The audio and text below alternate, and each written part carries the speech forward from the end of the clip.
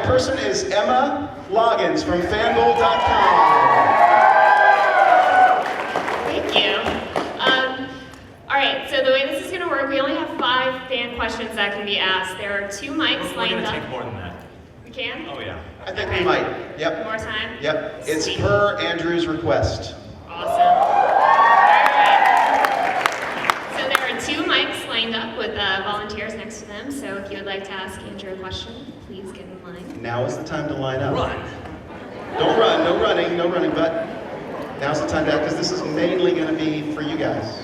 We're not going to be asking a lot of questions. Okay? And without further ado, Andrew Lincoln.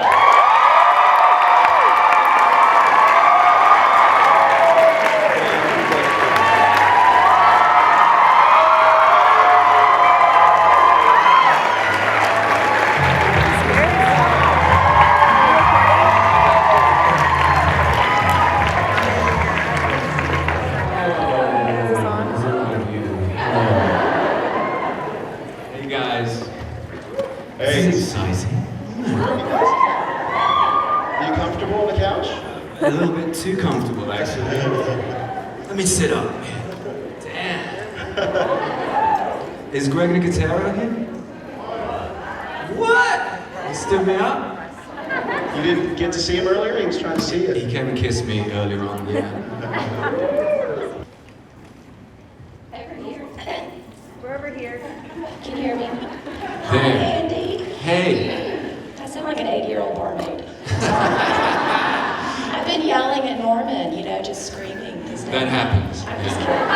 Just kidding, you're number 1. Okay. Yeah, it takes me sort of half an hour to start work in the morning because I just scream. All right, so we are all familiar with the complicated character that is Rick Grimes, and what a phenomenal job you do playing him. Thank you. But those of us familiar with your earlier work know that you have a knack for comedy and dancing.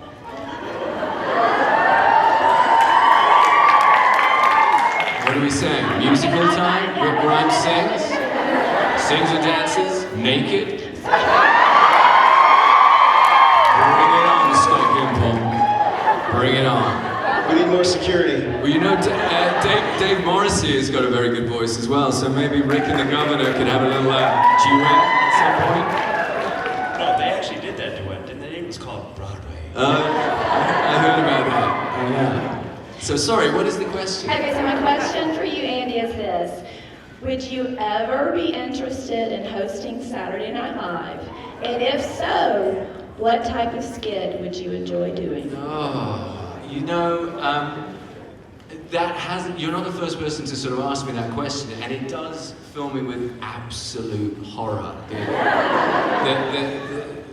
Yeah, I mean, I began on stage. That was my first ever role was as the Artful Dodger in Oliver Twist. Yeah. And I was hooked ever since. So look, I wouldn't rule it out, but it would have to be something along the lines of maybe Colin Firth has done some great sketches on there, hilarious sketches. And but you're never going to fill the boots of Christopher Walken. I mean, how good is that guy? But yeah, I mean, never say never is my sort of political answer to that. You would nail it. You need to do it. Oh, I'm terrified already. Great question. Next question, over here. Hi, Andy. Hey. What was it that interested you most about playing the character of Rick Grimes?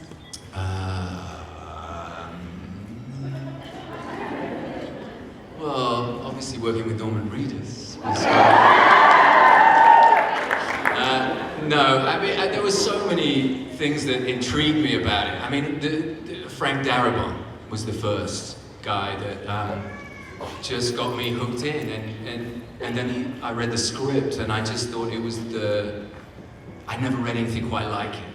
And then I started looking at the comic book, and I just thought, well, this was probably going to be the most punishing role I've ever attempted. And I don't know, it's just grown from that. It began as one thing, and I keep saying this, is that it's sort of turned into, it's not our show anymore. It's just got nothing to do with us, it's your show, and we kind of I just want to tell the greatest story that we possibly can for you guys, because it's become this beast.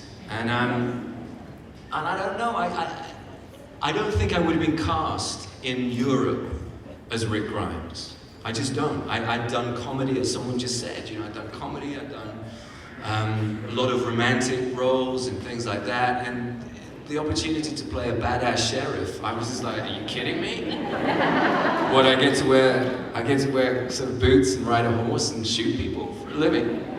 Like, count me in. I still got so many buddies back home who just keep going, what the fuck, how did you know? Really?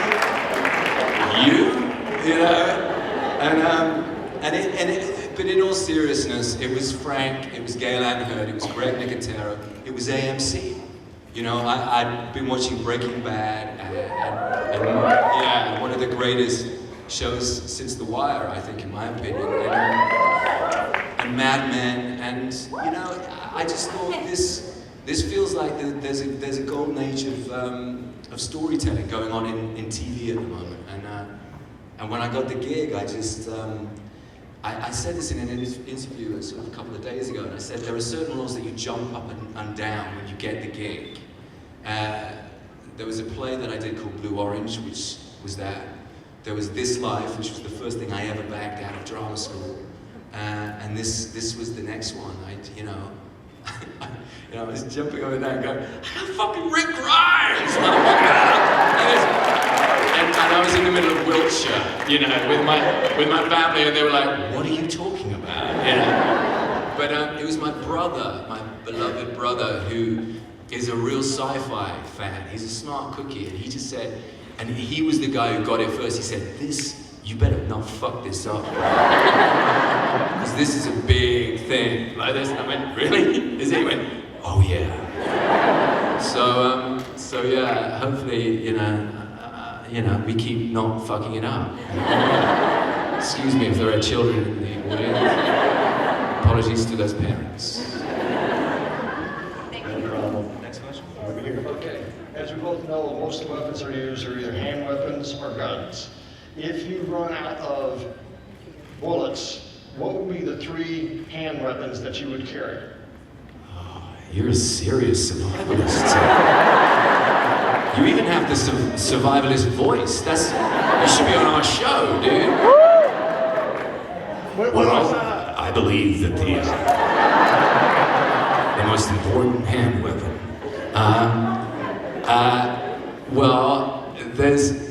I'm gonna not spoil anything, but there is Rick develops a new technique this season for dispatching people, and it isn't a gun, it isn't a knife, it's something quite different. And I look forward to hearing your reactions, because I was shocked. I would say, I don't know. Stone is pretty good. That's worked very well for me in the past. An eye gouge. I'm just thinking on my feet here. And any sharp stick. Does that answer your question, sir? Yes. Thank you. I'll see you next week at work. Where do I sign up? All right, next. I'll be speaking to your agent. Over here on the right. Hello, Andrew. How are you? I'm very well. What's your name, sir? Josh. Josh. How are you? Good. Let's keep saying, how are we? How are you? I was wondering if the show takes a toll on you in real life. Like, do you go shopping at Walmart or whatever and just like keep your eyes in the back of your head, just in case? I did run into somebody in a grocery store the other day, and I was just picking up some aubergines. Oh, you don't say aubergines. Eggplants. Kryptonite. But yeah, and I was just sort of minding my own business as much as you can at the moment. And this guy just went, hey, Mr. Lincoln. And I went, hey. And he said, you don't remember me? And I was like, no.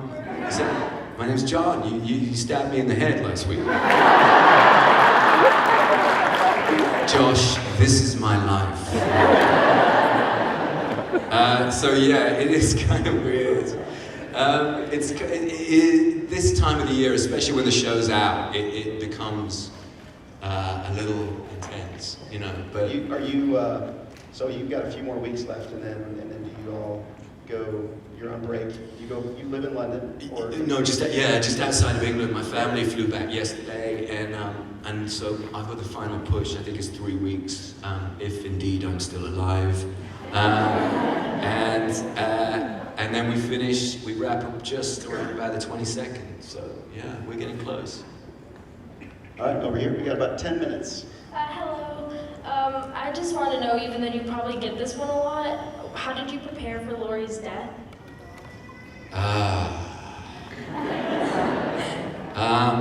Yeah, I mean, that's the thing about this show, and I think the great thing about this show is that because we've been doing it for so long, and we've spent so much time, so many hours with these characters, and also with these people as friends, and you've gone through so much already, some scenes just look after themselves. This one, I kind of just took myself away and listened to some music and just got into a zone which wasn't very happy, as you can imagine. And then I was helped by Chandler Riggs, who you just wait. All I will say is just wait for what this kid is going to do this season. He I think has done one of the best episodes, certainly this season, and he kind of carries it. It's beautiful what he's done. I was on set with him the other day and just watched him and now it's time for me to learn from him, you know what I mean? He's a serious actor, this kid. But yeah, when he came out, and Elsie as well, holding the baby, it sort of plays itself. I don't really sort of talk about preparations and things, because the older I get, the more I've worked, the more you realize that every actor has their own way of working, which is unique to them. And we're lucky in this show is that we've got so many cool, actors. So I just asked Sarah not to be on set. That was my only request in the scene, just because I didn't want her to see it. And I kind of, like Lenny James said a great thing when we did Clear, and we just done that incredible scene, the 6-page scene, and we came off and he was racked and he was just sort of standing there, and he just said, "I didn't want to leave anything on the field," and I went, "You did not." So that is official, and that's I like to think that everybody comes with that work ethic. We've set a standard on this show for you guys that we try and live up to. Sometimes we hit it, sometimes we get lucky. And sometimes we get close to it, but I think you get that even if we don't if we don't hit it quite right, we're still trying for that, and I just got lucky that day, and it just came out real. Thank you. Thank you. Great question. Go ahead, next. Hey, I was wondering if you ever have zombie dreams. if I ever have what? Zombie dreams? Zombie dreams. Does it influence? Yeah, I don't. I'm one of these weird human beings that doesn't remember dreams. I've been told that apparently I do have dreams, but I just don't have the imagination to remember them. But actually that's a lie. I do have nightmares. I'm plagued by nightmares, but they'll be about forgetting lines. That's my equivalent of a zombie dream. It's being on stage with my pants down, not knowing my lines. It's far worse than zombies, trust me. Very good. Hello, sir. How are you? I'm very well. How are you? I'm well. Let's Mike's stay here little for a short. while. We got 10 minutes. So I noticed in real life you don't have much of a southern accent.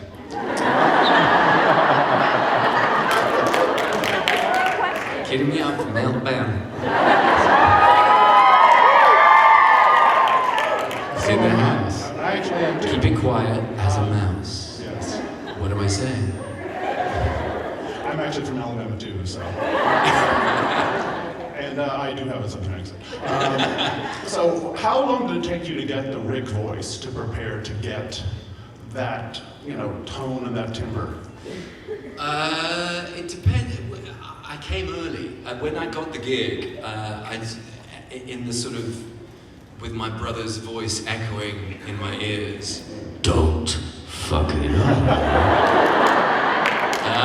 I thought I would arrive early and get the accent in place. And I worked with an amazing dialect coach called Jessica Drake, who also David Morrissey and Elsie and and a few others that come on the show work with. And she's amazing. She writes it phonetically. And it looks like gibberish, and I've done it at dinner parties. I've just said, I got people drunk and just go, "Read this." And they go, "My name is Rick Ryan." And it's amazing, it's like cheating. But yeah, I came and I thought, that I wanted to get that done before I even saw a zombie. It's because I'd have a lot more to worry about on my plate. But I wreck my voice sometimes, so if there's any extras or people that have worked on the show here, they see me do quite weird shit on the show. And a lot of it, because if you've been without water and things, I just there's a tone that the Atlantic, anybody who lives here knows, it dries you out, and if there's an emotional scene, I said to John Bernthal one time when he emailed me, he said, "Oh, how's it going?" I said, "I'm going to wreck my voice." He went, "Oh, it's one of those days like this." And unless I've lost my voice, I don't think I've done the job some days.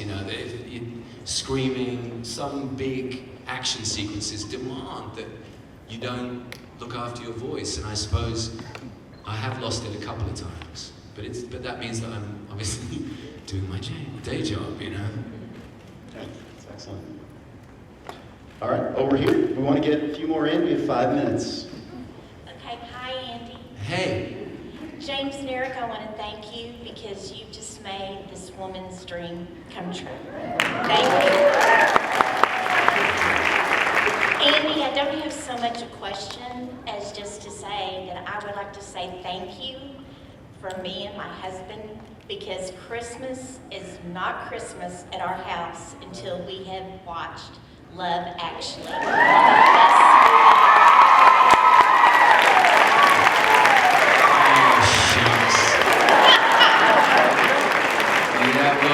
And my husband told me I could not come today to do your card scene because he said, "Sweetie, that man has probably seen that too many times." But that has got to be one of the most touching scenes ever filmed, and I would just like to say thank you very much. You make our holidays every year, and just please know that, and we're just such big fans of yours. And also, I'm sorry about the rest of the year. A friend downstairs is volunteering, and she said if I got the chance, we know you and Norman have a hot and heavy romance going. I'll see this out. Yeah. But now this is a serious discussion. Take this seriously now. From the cast of Love Actually, who would be a better partner than Norman? Or, because there's Alan Rickman, he's hot, and then there's Bill. I mean, think about it, Andy. I mean, if you were going to have a romance... I can't have Keira Knightley, and she's not in the equation. No, romance, Andy. Romance. It's boys, we're talking yes, boys. I tell you what, thanks for your question. Hugh Grant's really hot. He's a hottie. There's a lot of hot totty in that show, I have to say. But it'll have to be, it might be Chiwetel Ejiofor. By the way, has anybody seen 12 Years a Slave here? Yes. No. Go and see this movie. Go and see it. It's a really important movie. Bill Nye would be my hot date. I'm trying to get him on the show, by the way, guys. All right, Spoiler. our last question. Last question. My name's Afton. I don't have really, I mean, I have a question, but I'm going to say I love you on the show. I didn't get a chance to get an autograph or anything, but I have a gift for you. Would it be okay for me to give it to you? Of course. Yeah. Have you got a pen as well? Can I give an one? Can somebody get us a Sharpie? I have a Sharpie. I have a Quick Sharpie, quick Sharpie. Look right here. Look. Thank you. Okay. Where, Do we have a question? Or? where's the gift? Right Where's the here. gift?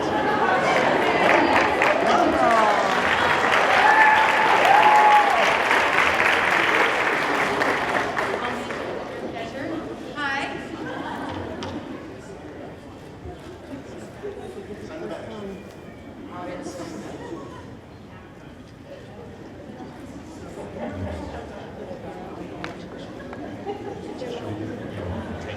All right, we lied. We have one more question. Because that wasn't really a question, was it? Two signatures. That'll be $80, please.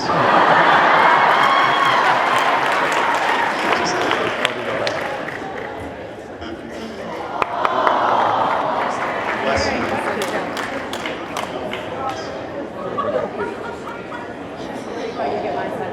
It's a homemade dream catcher. Very sweet. Very sweet.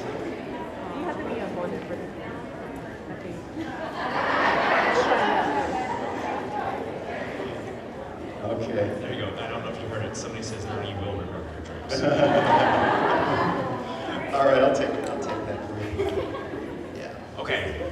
We do some Here we go. One more. So I have a question about the prison and the disease that in season 4. So what do you think is going to happen?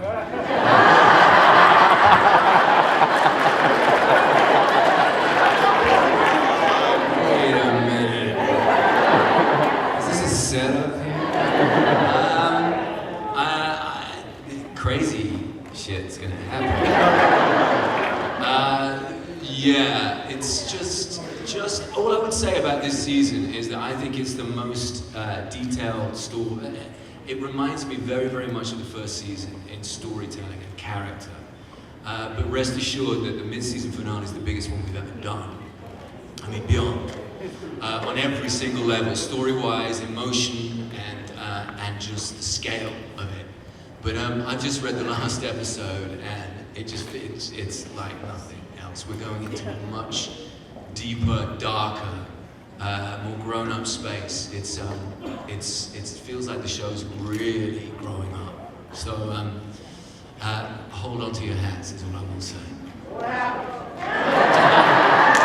That's good. No, you don't want to know. Nobody wants to know. I tell you what happens is.